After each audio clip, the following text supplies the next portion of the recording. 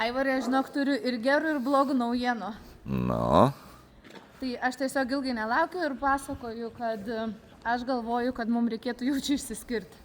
aha. O kokia būtų bloga naujiena? Nu tai čia ir buvo bloga naujiena. Ne, nu tai čia gera naujiena, o tai kokia būtų bloga naujiena? Tai tu nori pasakyti, kad išsiskirti su manim tau būtų gera naujiena? Man tai labai liūdna, va čia ir geroji naujiena ir yra, kad aš tai dėl to išgyvenu. Aš širdin nerimauju dėl to. Man tu svarbus buvai, tai aš vis dėlto galvoju, kad tau turėtų būti fainai, jog aš dėl to jaudinos, bet vis tiek galvoju, kad mums reikėtų skirtis. Nu, jeigu tu taip sakai. Tai tu dabar nori pasakyti, kad nieko nekovosi dėl mūsų santykių, tu taip lengvai imsi viską ir paleisi? Nu, jeigu tu taip nori.